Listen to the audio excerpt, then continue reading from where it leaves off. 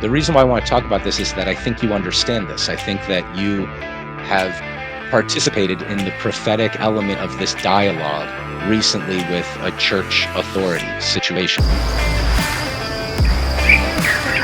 Welcome to the Rich Dawn, where eternal beatitude begins in this life. I'm Kyle Dean, and today I have with me Zara, an avowed philosopher, a founder of an up and coming educational program that we'll be getting into, and just an overall great conversationalist. Zara, how are you today? Hey, I'm good. It's good to see you again, brother. Yes, absolutely. So, for context for the viewers and listeners, we were recently introduced, and we opened up into so many holy threads and rabbit holes that we decided, you know what, we got a number of things to jump back into, and why don't we just do it, make an episode of it, so everybody can just kind of listen in and hopefully gain some value and enlightenment along the way, huh? Yeah, it was really impressive. It was a fun get together, and the people who brought us together were fantastic as well. And yeah, there were so many threads we didn't get to explore further. So I'm excited. I'm excited to see you again and to get talking. Absolutely, yeah. And before we get into, I know we're going to talk about Nietzsche. Just a little teaser for everybody to get titillated with what's coming. But before we do that, maybe can you put some flesh on this up and coming education program? Let the viewers and listeners get to know a little bit about Yeah. So yourself. I about 2 years ago I started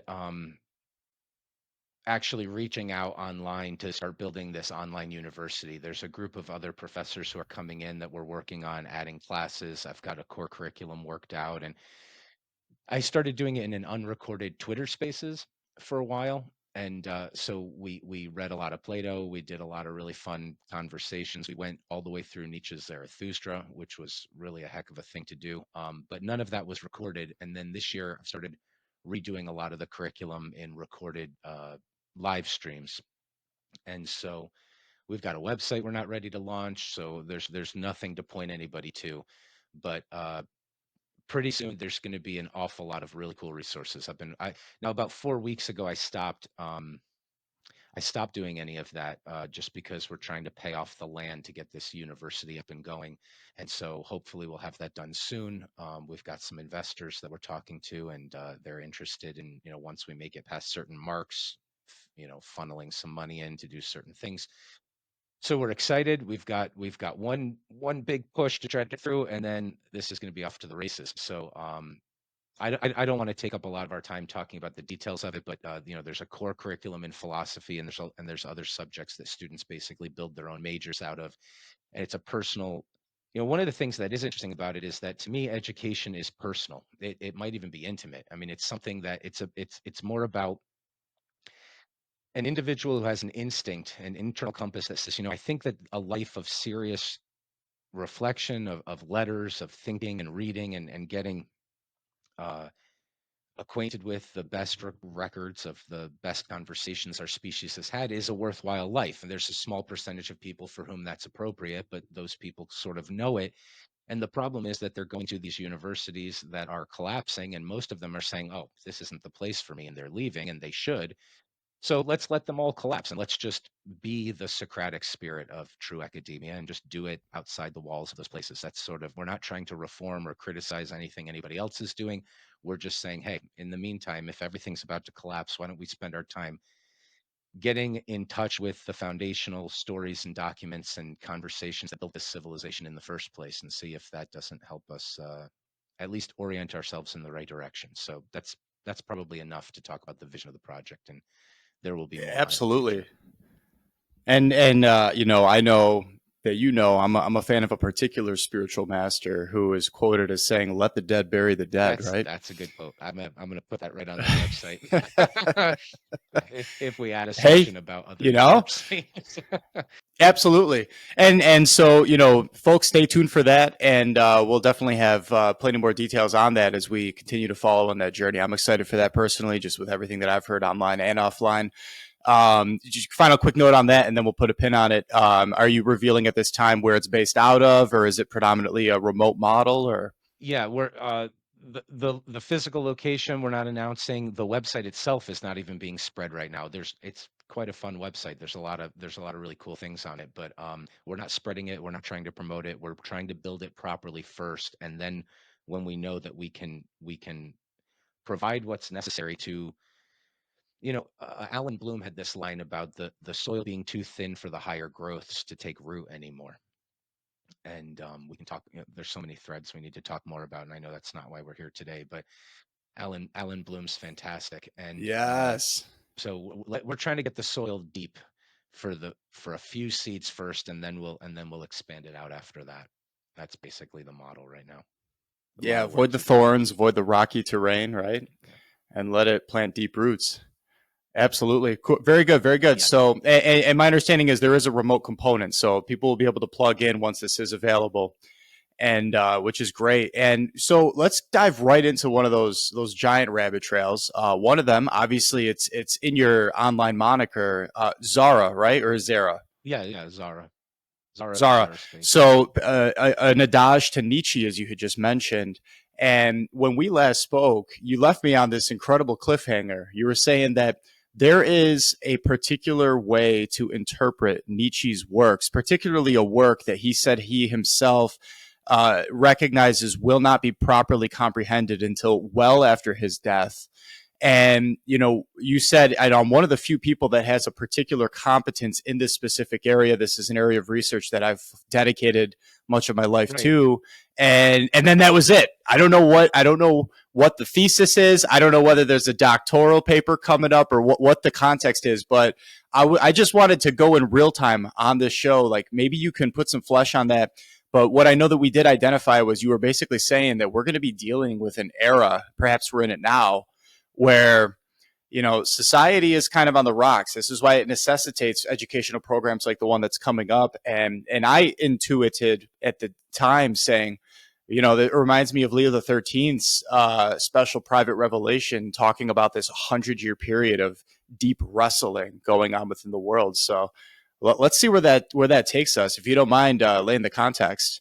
Yeah, absolutely. I'm interested in talking about this and then getting your reflection from Leo the 13th. I'm real interested in diving in and finding that out. So, hey, Kyle, this I think the place to start would be this. Yeah. Let's talk. We talked last time about the dialogues that exist between theology and philosophy, the mutually beneficial to both camps conversation that's been happening. We also talked about dialogues that are contained within each of those spheres. And the one Yes. that I want to highlight first, as a good prelude to what we need to talk about, is the conversation within the theological, within the religious, between the prophetic and the authoritative, or the doctrinaire, or let's call it the authoritative. So, uh, best illustration. I know you're familiar with all this, but the best illustration, I think, is the twin stories of Saul, Nathan, David, and Samuel. Right.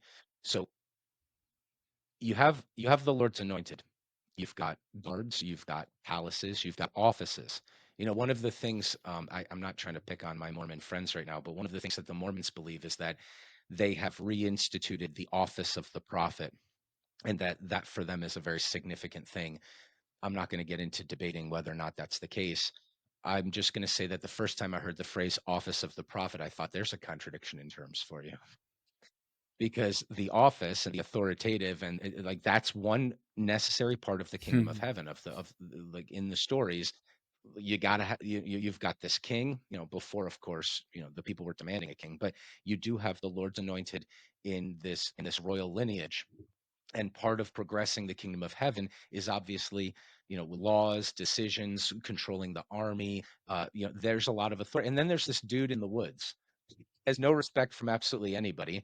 And he's the other half of the conversation, because when Saul screws up in a way that actually matters, he comes out of the woods and he says, "Hey, buddy, I got something to tell you here. You're not getting away with this. This needs to be fixed. You have to address this. It's not going to go well for you if you don't." And what happens there is two things. One, well, let's circle back to it after we get through the David part. Of course, we know that what happens to Saul is that he hardens his heart and he says, "No, I'm the authority." Well, you are. You are the authority. That is legitimate. No one's saying that's not half of the conversation. That's an important part of it. You are, but you screwed up, and you need to deal with that. There's this prophetic, which is more like the live voice of God right now in the conversation. It's not the tradition and the blessing down and the, let's call it the official. Let's just call it the official from now on. You know what I'm referring to. And instead, uh, Saul doubles down, and what happens is, of course, he ends up killing himself. He ends up destroying everything that he had. He ends up no longer being in the lineage of this project that the divine is working towards. Sure. The same thing happens to David, right? David screws up in a pretty big way, and the prophet comes out of the woods. He says, "Hey, buddy, listen, you messed up." And David falls to his knees, and he says, "I can't believe I messed up this badly." Right. And there's consequences, but he gets on track. Right. So he listens to the voice of the prophet. And so there's a model here for what's happening, because people think of the prophetic, and we need to talk about the prophetic, because I'm going to argue that Nietzsche is prophetic, and he understands he's prophetic, and that there's a prophetic tradition that of overlap in certain philosophers who have one foot in this poetic or this prophetic, as well as just making analytical arguments and doing that sort of thing in philosophy. And so we're going to talk about that. But one of the things people think about prophets is they think of like psychics. Oh, you've got a crystal ball. You're telling me the future, and that's not what's happening. Both of the messages from both of those prophets, Nathan and Samuel, were the same thing. It was, hey, you're at a crossroads right now. You're in relationship to the divine. The divine is trying to do a project here through you. There's a mistake that's been made, and so you say to yourself, well, okay. If that's accurate, why does it need to be said? What is the prophet doing? Well, there's this idea that the words of the Lord don't return void.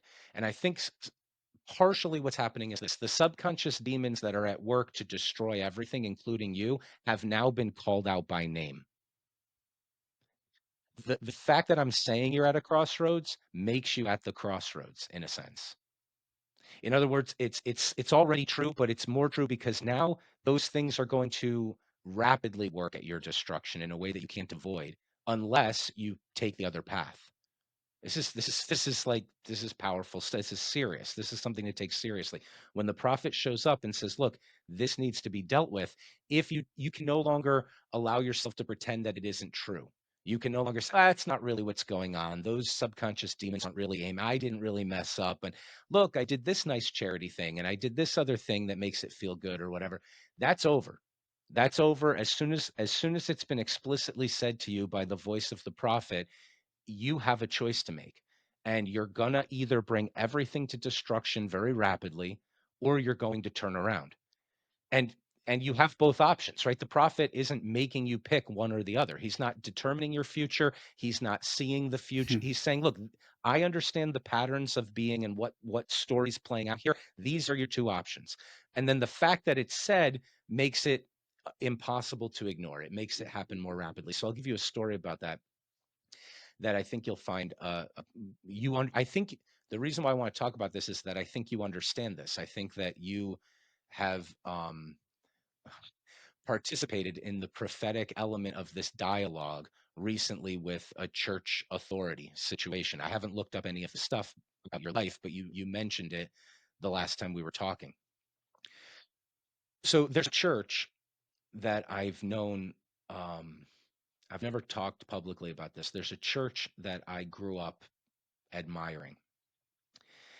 And this church fancies itself, and the leadership of this church fancies itself to be very New Testament biblical type creatures. Like they really are in a conversation with God, and they are doing the kingdom of heaven That's right. stuff in the way they conceptualize it. That's an option. That could be the way it ends. One of the things to remember is ancient Greek tragedy. You don't know if a man has lived a good life until he's dead, because the whole story has two different interpretations, right? This is why you have to run it out properly. I mean, we should have fear and trembling at the thought of this, but if Saul could have been a part of the kingdom, he screwed up, and then his decision to double down and say, "No, I'm the authority. I'm the authority," is what made his ending different than it had to be. David shows that if you had just said, "Look, oh my God, how could I mess up something this big, this badly?" You could be, right? All a part of the kingdom. So this church has recently had a scandal. um, you're aware of the fact that if anybody tries to do anything good, there's a bunch of worse people who want to point out how it's not perfect, right? So for about 2 decades, I've put out fires for this church. People coming and grumbling and complaining, "Oh, the church is this, the church is that. There's nepotism here." It's like, why don't you go build something without any nepotism in it? Like, please, it's all nonsense.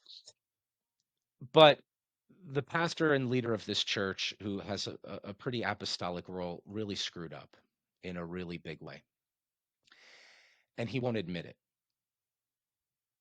So far, he's decided to double down. The result is that anybody worth having in his church has left. The families in the church are falling apart with divorce and all sorts of horror. I mean, it's I'm not pleased by any of this. There's no gloating and there's no pleasure in this. I'm reporting the fact that they're destroying themselves more rapidly than you could imagine people destroying themselves.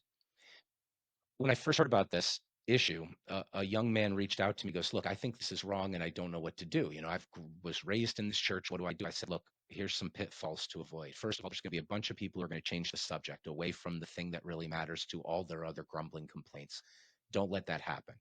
Two, think it through. If you really believe that this is a mistake, you need to stick to just that fact and you need to walk it out. And of course, all of the gossipy, nasty, obviously non-divinely authored elements of a human project, which again, we can recognize that's just going to be a part of people doing something, right? So there's no criticism there that says, oh, this is all bad, but they've brought that all to bear. So, don't talk to this person, don't talk to that person. This great pillar of the church, they're a bad, evil person deceived of the devil because they think this pastor messed up in some way. It's like, okay, play your gossipy game as much as you want.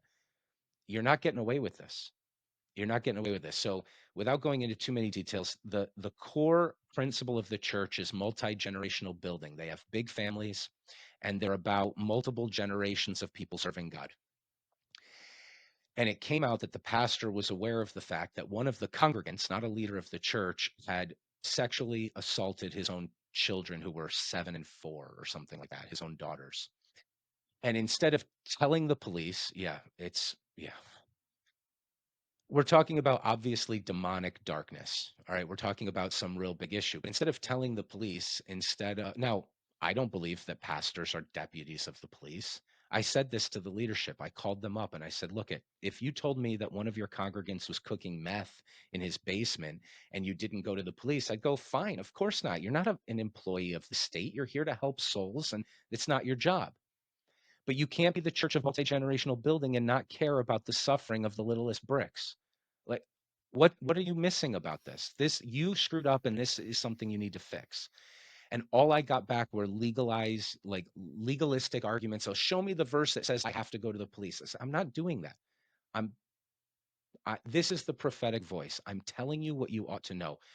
And I said it very clearly. I said, look, when something like this happens to a child, the devil enters the room and whispers in their ear, this is what you're worth and this is what you deserve.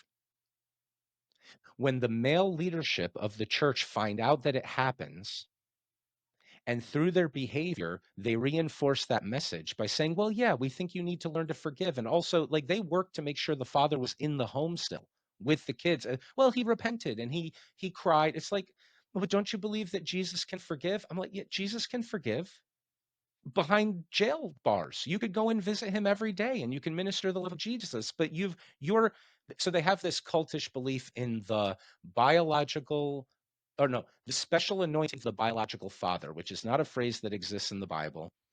And so my point is they could you could interpret everything up to this point as they were following God and it was a kingdom thing that they were doing. Or you could interpret it as they've always been a cult and they're nothing but a cult. And what it all hinges on is how they respond to the fact that they messed something up, right? What I said is, look, the leadership of the church that knew about this, and by the way, of course, this isn't the first time it's happened. When something like this comes out, it's happened 12 times already. In other contexts, unsaved people, the leadership of the church having their parents or uncles or whatever. Like this is remember the verse, there's 4 generations of darkness, like that, like this is a multi-generational demonic project up against a multi-generational kingdom project, and you're on the wrong side. That's a real reason to fall to your knees and say, how could I screw something like that up so badly? Oh my God. And I said that the lead pastor needs to step down. You know, uh, his son is one of the individuals I was talking to. He's the head of another church there underneath the ministry. I said, you need to, if you didn't know about this, you need to say to your congregation, this is what happened. We don't do it this way. in future, and no one's to seek counsel from my father for the next 3 years until he figures out how he could mess up something like this. He's going to go deal with this, and this is how we're moving forward. I said, if you do that, now, what I said was, if you do that, your father likes to say he's a New Testament, like a Paul or something, like he's a New Testament character. He could be. The Catholic Church didn't get this right. The teachers' unions haven't gotten this right. Nobody wants to mention all the late night haha men who want to make jokes about the Catholic Church, noticing the fact that there's tenure with sixth grade teachers, that you can't even fire them no matter what. I mean, nobody's gotten this right. You could go get it right, and then you could write the book on how to get it right and how important it is to get. You could be that. That's available to you. Or you can destroy everything, which is what so far, unfortunately, they've chosen to do. And I hope, at any moment they could turn around, I suppose, but so rapidly, more rapidly than you could imagine. Now, I've tried to explain why this is the case to people. And so I'll wrap this up in a minute, actually, because we want to get back to Nietzsche. But if you imagine you and I are walking through the woods together, we walk through the woods, and well, what are the woods? Well, the woods are a path. They're us with an aim. There's trees. Maybe one has fallen in the way of the path. That's an obstacle. There's deer and there's butterflies. There's creatures. This is the description of the woods. But if I have a heart attack and fall over dead, and you just sit there and you just watch, the woods are something else. The woods are a billion microbes and 1,000 insects that are there to eat up anything that isn't integral, that isn't still a body. So when a church or a university or a hospital or anything is so corrupt that it kills the core reason why it was made in the first place, you may think you're clever. You may think you can get away with things. You may think you've got, but you're not stopping the waves from every Sure. direction. I promise you, you're not. You're dead. You're already dead, and it's inevitable that that's what's going to happen to you. So you fix. So the point isn't, the prophet doesn't come out of the woods every time a decision is made, right? The authority structure is making all these decisions. Some are right, some are wrong, some are better, some are worse. That's all not, that doesn't matter. There's basic human nepotism and things like that. Fine. The system you'd have to set up to remove that would be worse than just having it. We want systems made of people, and there's supposed to be love and grace. That's all fine. There's no criticism for that. And there's even, minor mistakes that people make. But when your core corruption, when you say we are the church of multi-generational building, oh, and by the way, we've got these deep, dark secrets, but from the outside, it's like we have big, happy families. You think you're going to mock God like that? You think you're going to get away with that? No one has to raise a finger in opposition to you. You will be destroying yourself very rapidly. And it's a horrifying thing to realize because it applies to all of us, right? It's not just institutions, it's your own individual integrity. It's like, okay, you can make plenty of mistakes. Look at Abraham. Abraham follows God and he goes on this adventure and he gets called into tyranny and famine. He tries pimping out his wife just to survive the difficulty. I mean, he's not making all the right decisions, but he's following in faith, Took him right? 3 tries to get the covenant right. It's pretty rough. Genesis 12, 15, and 17 before it gets consummated in 22. And none of the story is like, oh, this guy's so perfect, so be perfect. No, it's talking to us like, oh, hey, this is a rough thing, but God is ready to wrestle with you and he's ready to work it out with you. Go in faith and you're going to learn some tough lessons. You might be battling hell. You might be dealing with some real rough issue, but sort it out and wrestle and keep moving forward. Okay, so why did I bring that up? I brought that up to say things aren't supposed to be perfect. They're supposed to be serious. They're supposed to be based in love, and this is the maturing process. Okay, fine. Um, Again, why did I bring that up? Well, let me hop in for a moment because Yeah, there's a please. ton there to First of all, yeah. unpack, and then we'll pivot to connecting it to Nietzsche and your understanding of him and how he brings a prophetic Yes. voice in his time, right? Because we're talking about the dichotomy between authority and a prophetic figure. Now, mind you, by virtue of our baptism, baptized Christians are priest, prophet, and king all at the same time, which is super interesting. But I've reflected on this a ton. In fact, I've had a conversation with a priest not terribly long ago about, is there a lowercase version of those three and an uppercase version of those three? Right? Because we're not all kings in the capital K sense, right? We're not all presidents. We're not all emperors. We're not all dictators, whatever form that takes. But obviously, you look at John 14:6, right? I am the way, the truth, and the life. This is where you see the template for the fact that a baptized believer is all of these things, right? You look at the way. The way represents the kingship, governance. This Yeah. is the way to live your life. These are the virtues, right? The truth is the prophetic office. It's actually the teaching office. But then the life, this is the actually priestly office, right? The munus, as we call it, because it's through the priestly office that we receive sacramental grace. We get access to the sacramental grace that saves. So that's what gives us life, right? The way, the truth, and the life. So we're supposed to have all of these things. And fascinatingly enough, that interpretation actually originated in Protestantism, but the Catholic Church has adopted it. So there you go.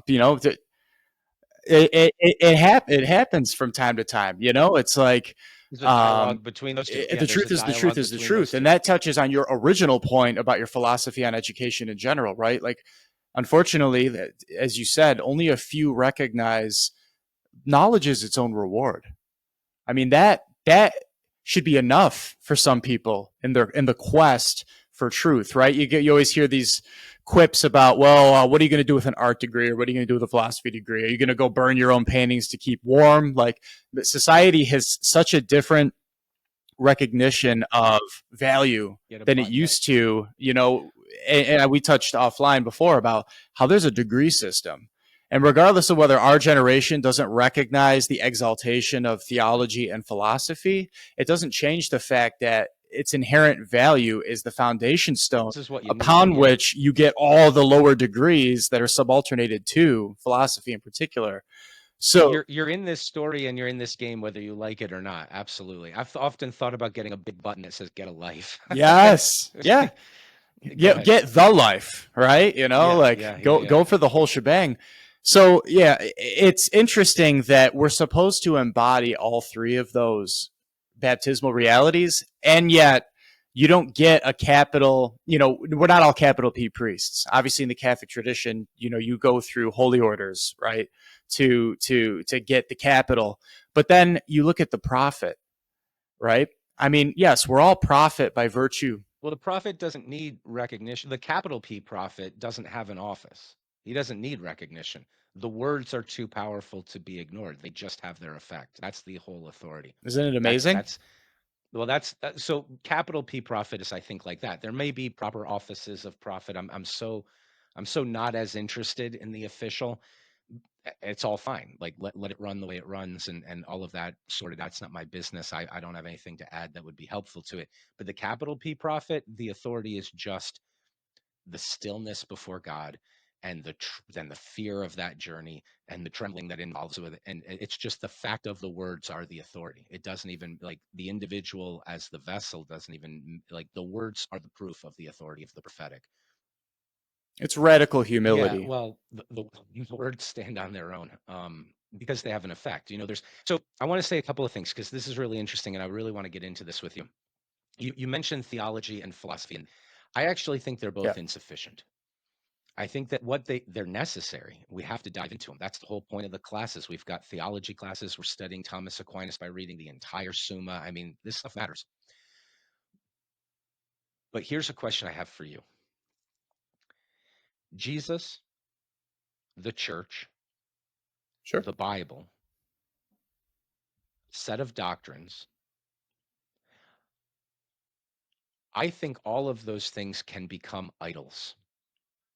Now, I don't think that that's going to be, you're nodding, so maybe you do recognize that. I think that actual Jesus is love. It's a personality. It's an encounter with a divine that Oh, of says, course. "I know everything about you, and you're worth dying for to have relationship with. You're worth giving up heaven for to know." Now, saying those words, if I said to someone, "You are worth knowing," and God would think so, is an idol. It could be, at least. It's lesser. It's an approximation. It's pointing at a truth. He has to actually say it to you. Him saying it is a totally different thing than just thinking it or hoping it or affirming it or anything like that. It has to actually be real. It is real, which is great. But my point is that I think that what happens is we can have these encounters with the divine. I listen. One of the things I stay away from are psychedelic drugs. I think that they're probably the proper medicine for certain people, but they're certainly not the proper medicine for me. The reason why the chemicals work is that you have receptors for them, and the reason why you have receptors is that you make the same molecules. And I think I've got enough. I I think that I've heard some people though talk about how they took these types of DMT or whatever, and they had these amazing experiences of revelation and understanding. And the way they describe it is very similar to things that you can get through on philosophical journeys and theological journeys. They sound a lot like saints who are talking about, meditating for 3 decades in a cave and then this thing happens to them. So it's possible that they're the appropriate Sure. Or medicine. properly contemplation. Right. It's possible they're the proper medicine for some people. I have no idea. But what they often describe when they I would say follow your medical doctor on that. I Just throwing avoid that it. in I think there. it's terrifying. I think that if it's not the proper medicine for you, you can become a paranoid schizophrenic on the street real quickly. And so you should not casually. Oh, sure. 14% of those who use even Yeah, just marijuana marijuana. included. It's a psychedelic. That's like Russian I think it roulette, is. I man. think it absolutely is. Now, if you've made that mistake, get away from it for about 20 years and see your mind can be renewed. But if you typically people just keep it's hell for some people. But I'm saying it might be the right medicine for some. I have no idea. All I know is that the way those people describe it, it sounds very similar to these other types of experiences. But one of the things they describe is that they get to this place where it's sort of beyond words. Oh, and another caution about this, Nietzsche said, beware of riding a horse to the top of a mountain. You may jump off the horse right at the moment of triumph and realize your legs are too weak to stand. And Jung said, be careful of wisdom you have not earned. And it means the same thing, right? Jung is trying to explain Nietzsche, but it means the same thing. You take this drug to get to the top of that mountain, and you might realize that no, the journey to the top is what would equip you to be able to stand there in the first place. All right. But in any event, It's counterfeit spirituality. so look, I don't think it's sufficient either. Just like I don't think the philosophical or even the theological is sufficient to get there. You have to actually, God has to be an element of this. He has to be real, but he is. These things can point you in that direction, right? It's like climate. You remember the idea that people used to have of God's at the top of a mountain and there's many paths to get there. That perennialist notion that I know we both disagree with.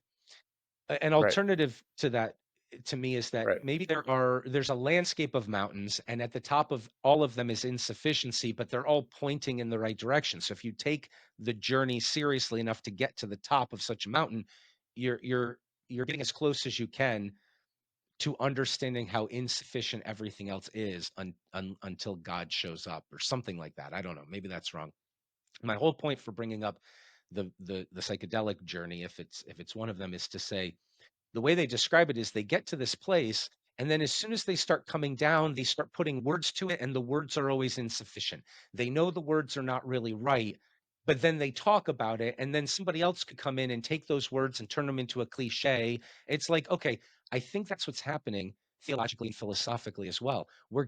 If we're able to accomplish, or if God's grace, his arm is long enough to reach down to us, as soon as we start talking about it, we're turning it into something less than what it actually is. It doesn't mean we shouldn't talk about it, but this is the best conversation, is pointing us in that direction. My reason for bringing that up is to say, um, knowledge seems like an idol to me as well.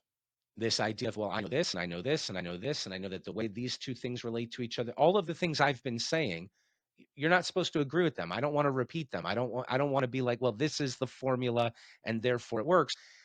Part of the reason why that's good news, by the way, is that if the nature of being was like that, eventually then eternity and infinity is hell, because eventually you're just living in a video game with all the cheat codes.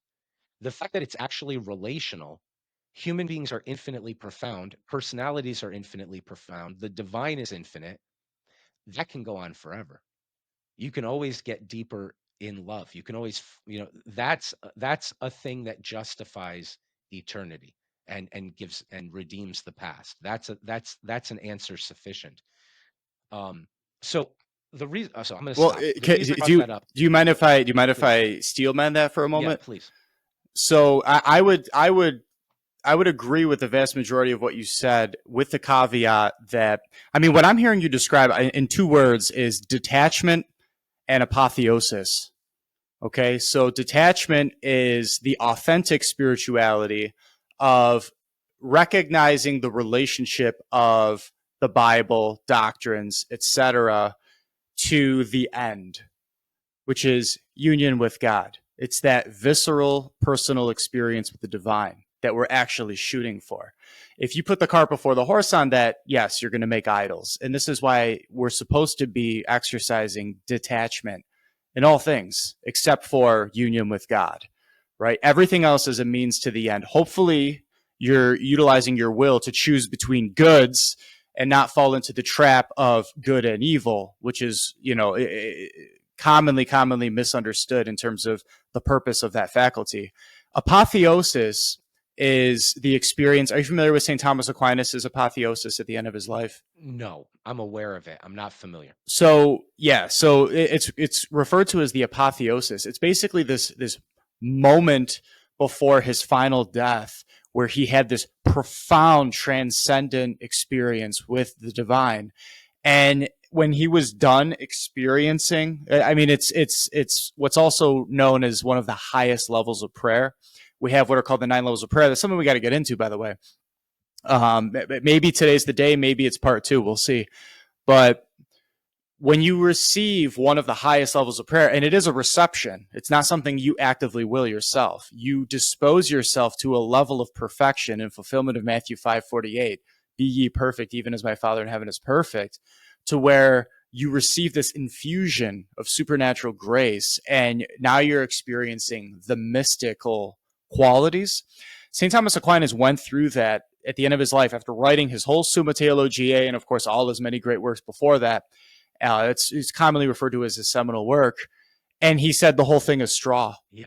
Everything Yeah. that I've written is just, it's nothing compared to the reality of that relational experience with the Lord. So now the reason I would steelman what you said, though, is I don't think that means that we should go so far as to say that words are utterly insufficient, writ large. Therefore, No. yeah. Well, because if you do that, then you can devolve very quickly into moral relativism. Would he have gotten there if he hadn't been making mistakes in the Summa that we can't even detect? Because that's the paradox. No, exactly. And then the mistakes are extraordinarily few and far between. You can hardly find in the one. Summa. It doesn't matter. So it's still straw. Well, no, you can. I mean, he was a little off on the Immaculate Conception. He was off on, at the moment that a soul is conceived, whatever. But that's why I told you offline, by the way, I'm not a Thomist for Thomism's sake, because, you give and you take from whatever it is that you extract the gold from all of the masters, as St. Augustine, I think it was said. When I say I'm more interested in the way people think and the process of thought than what they think. So correct. I don't take their conclusions to say, oh, that was a mistake or not a mistake. Yes. To me, an error in the thinking is something that you can barely find. You can disagree. Right. So in other words, his conclusion you're saying is wrong. Okay, fine. His conclusion and your conclusion that it's wrong are both straw. They're both straw compared to this. So go back, but you see the distinction there, right? His assumption, is that what it was called? Assumption? What was the word?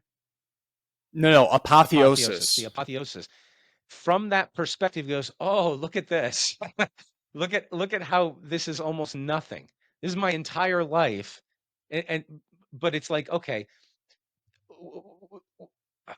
I'm reminded. I know that you've studied Buddhism a lot, and I'm reminded of the disciple who comes to the Buddhist monk, and he said, well, how do I get enlightenment? He goes, dig a ditch. And so he makes him dig a ditch. And then when it's all dug, he goes, okay, fill in the ditch. He fills in the ditch. It's like, I'm trying to wake you up to the fact that the things you think are important are not important. And so you can think of, all right, so yeah. Yep. Anyway, go ahead. And then as long as we're not getting into this like quasi trying to transcend dualism, then I think it's good. I think the true paradox to be had in that is the system that Thomas built, which is the substance here, more so than the couple of errors you might find along the way. That system, comprehensive though it is, and legitimate and sufficient for certain circles, sufficient for being able to exchange words and to be able to rest in working definitions that are objectively solid and not just this subjective realm on sand. It's on solid rock. And yet, that's still insufficient. And that, I agree with you, is why things like theology alone are still insufficient. In fact, what a lot of people may not realize is there is this ground between the saints in heaven and the degree of theology.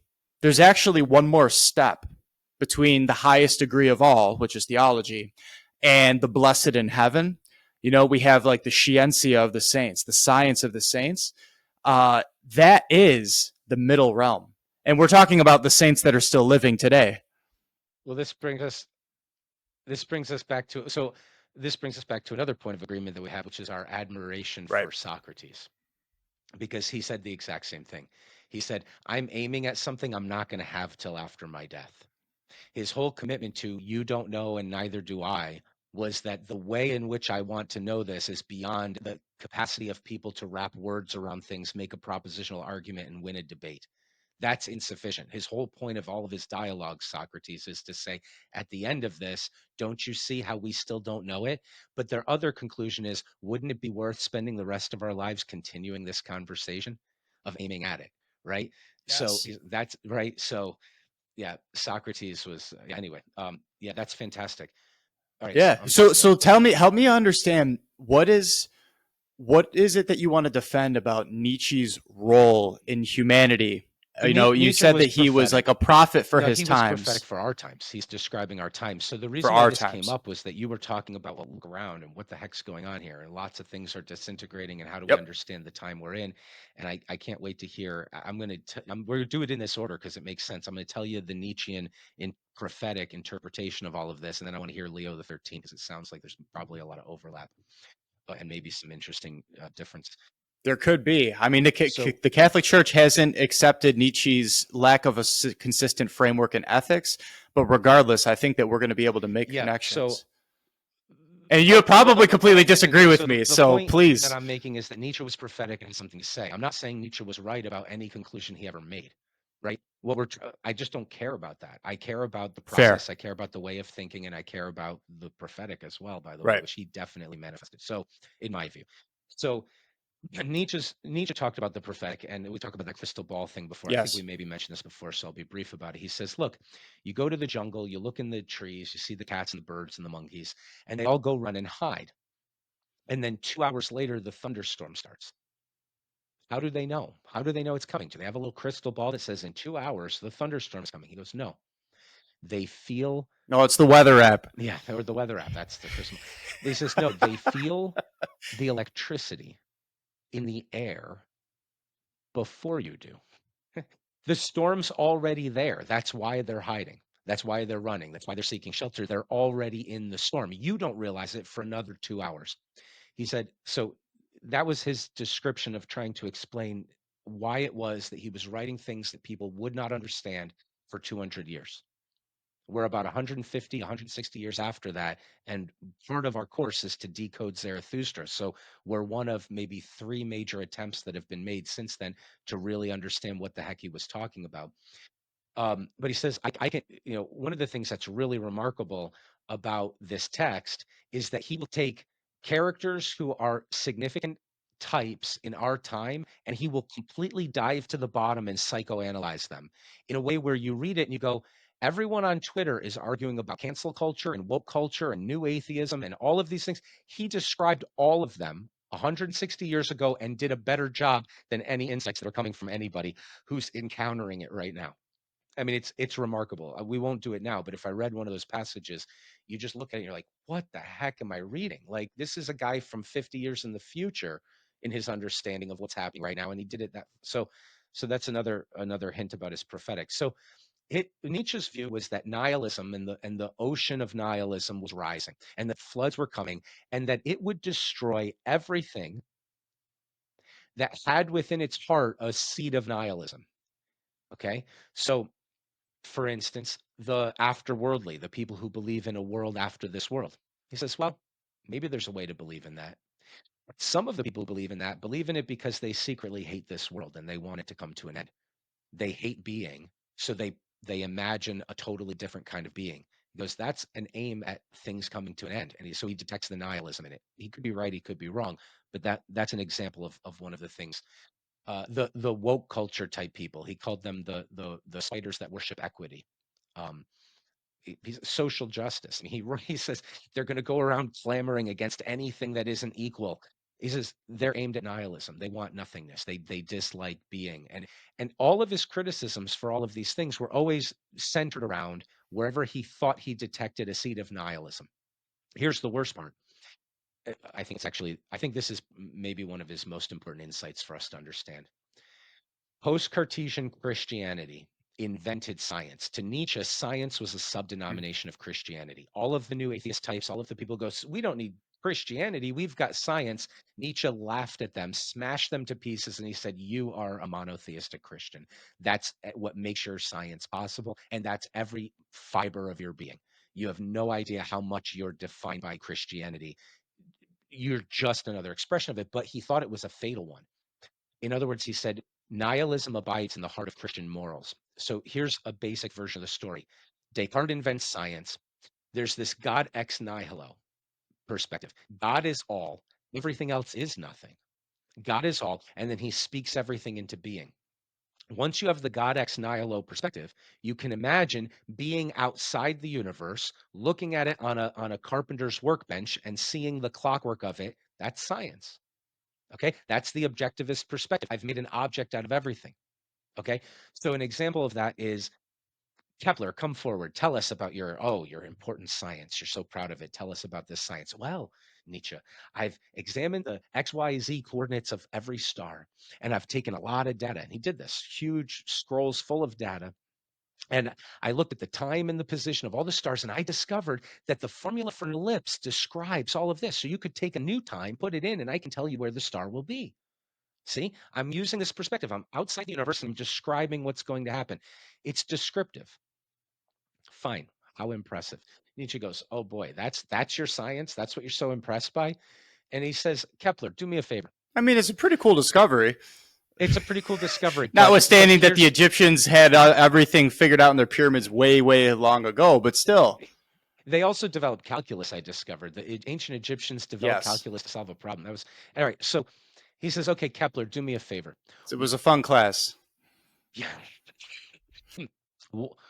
Walk up to the star, Kepler, and talk to it about the dark areas of space that it will soon be inhabiting. You're in the universe. As the physics experiments are showing, the act of observing disturbs the observed. There's a limit to the fiction of this way of approaching the world. It's extremely powerful to imagine you can be outside the universe, but you can't be. You're, people use this phrase of, I heard it the other day, us in nature or traveling through nature. No, you're a constituent element of nature. You're a part of this thing. That's a great thing to be, by the way. Now, I, you can tell me if this is blasphemous. But my interpretation of Genesis is that there isn't one thing. There's two things. There's an infinite, unlimited, great I am that is being qua being. And there's this weird ocean of potentiality that's nothingness, because potential isn't actual, so it's nothingness, but it's a weird kind of nothingness. There's this ocean that the Spirit of God hovers over in interest. The unlimited is interested in limitation. And that the whole creation is this love story between two things. God is willing to make himself limited from the foundations of the earth and be sacrificed in order to be able to communicate the logos into making everything that we have and then looking at it and saying it is exceedingly good. That doesn't sound like the post-Cartesian conception of it's all God and everything else is nothing, right? Because Nietzsche points out, like, this is a weird kind of God. This God is going to die. Because what? He's just so crazy alone that he has to make up a dream to be interested in. There's nothing, he made you up so that he could love you or punish you or something. It's like, this is what you're worshiping. This is weird. But the actual story is, no, God knows what you are and what you could be, and he knows everything about you. And his judgment is it would be worth giving up infinity to be able to have a relationship with you. That's an actual love story that you could believe in. That's something that, okay, go ahead. So I'll steelman that just by saying he's not sacrificing the infinite in order to become God incarnate. He's raising man's consciousness and our ability to be divine again post That's lapsarian, true. post That's what that fall. exact thing looks like from our perspective. And it is what he's doing. He's making us out of nothing, right? He's pulling us up out of that hellish ocean of chaotic human insanity Right. and making it possible for us to be divine enough to be in relationship with the divine. I mean, this is a crazy story. This is awesome. But what about from his perspective? Sure. And when you get the intelligent design arguments like the God is a clockmaker and right, and then the science would be understanding how the clock functions or whatever that looks like. Obviously, we want to avoid deism, right, where you have this detached, uninterested God.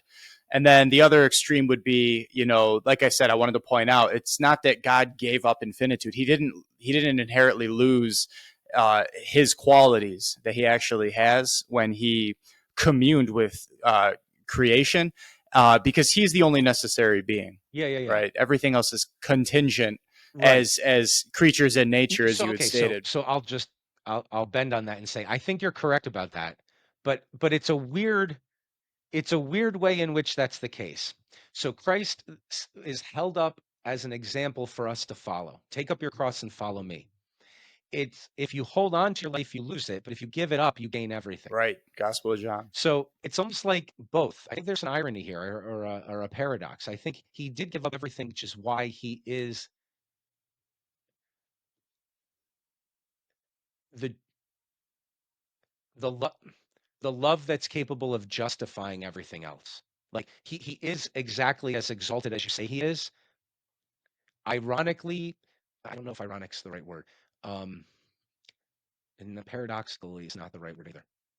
There's almost no right word for it except the image behind you. Like the whole point is that Christ is the image of what this is. It's the thing that gives up everything and therefore redeems Have you everything. ever heard of the enthronement It's ceremony? no, go ahead. So I don't remember what year it came out, but it came out between Middle Ages and present. It might have been, I don't know, a century or a little bit more ago.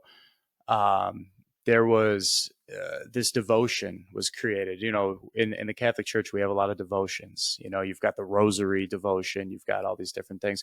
One of them is the enthronement ceremony, and the existence of this image above me here. This is in my hearth, in my home. Uh, the enthronement is something that takes place in a Christian home, and there's actually a ritual that's performed. There's a set of prayers that go alongside enthroning Jesus Interesting. Christ in the hearth. And sometimes it could be Jesus and Mary. And in my case, I got Mary here. Other people have them side by side. There's different ways you can do it. But essentially, what you are claiming by performing this ceremony is that Jesus Christ is the king of this home, just as he is the king of the entire universe. Like he has a moral claim over everything at all times. And St. Thomas Aquinas talks about, the four kinds of law: eternal law, which is the inner workings of the Trinity within himself, right? As the only necessary being. He doesn't need to do anything beyond that. He is love itself. He's perfect love, infinite love. And everything beyond that, that overflowing, is gratuitous. It's all gratuitous love, which is part of what's so profound about it. And it baffles the sensibilities and it defies all words. But then you've got, of course, divine law, which we have ecclesiastical and canon law that was a reflection of that divine law. You have natural law, which you just pay attention in nature and you can figure out how things, are meant to function, are meant to work. And then, of course, you have civil law, or human law, where civil laws are written and made. That's the one where you run into some challenges because ever since the fall, mankind, changes things around. We mentioned marijuana earlier. I mean, how can Plato warns about this heavily about, if you're going to change like fundamental laws, you can destroy entire civilizations.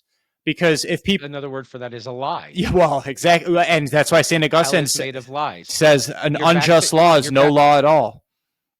well, you're back to the ocean of chaos and potentiality out of which you emerged, right? So we always have the capacity to devolve back into that.